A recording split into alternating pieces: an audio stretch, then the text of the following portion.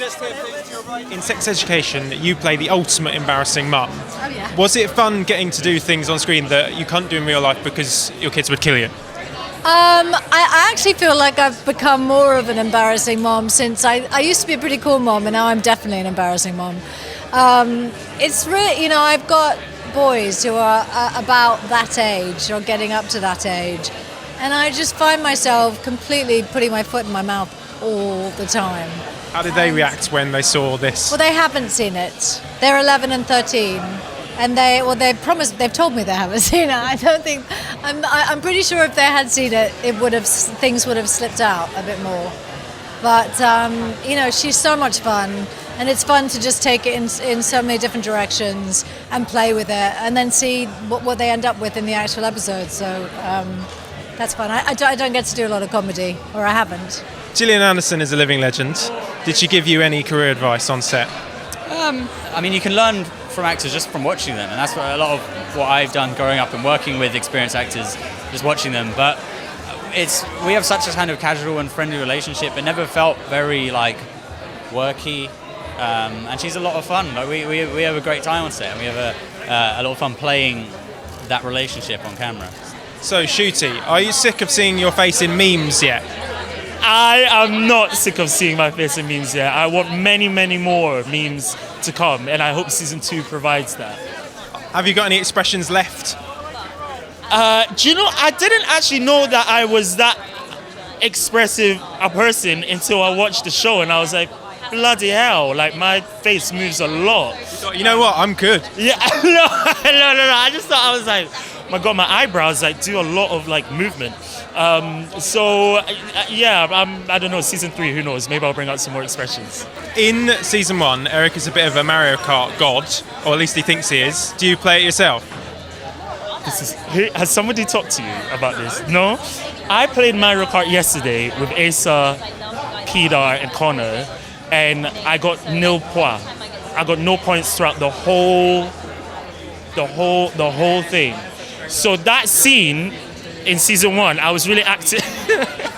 It was really a performance. I've never played Mario Kart ever before in my life, other than yesterday. There are some quite explicit scenes in Sex Education. Less so yourself, but you are involved in some scenes like that. Well, how did your parents react when they watched it? My dad is a minister. You'll never eat a banana again. Yeah, full stop to that question. No, they were very, very embracive and very supportive, and they just, they just were happy to see me on the screen, and so it was very much well done, you were really great. That's it. Season 2 is out soon. Are fans going to be satisfied with where Otis and Maeve's relationship is left? Jesus. That's a very weighted question and a trick question, and I'm not going to reply to it. I'll reply very vaguely. Sorry. No, I don't know. What I like in this season is that you see Otis and Maeve respectively really develop on their own and figure shit out for themselves, and that's really important. So whether or not, things start to happen, I can't tell you, but we'll see. Maeve is a very cool character. Otis is a bit dorky. Which camp did you fit into at school, do you think? More dorky.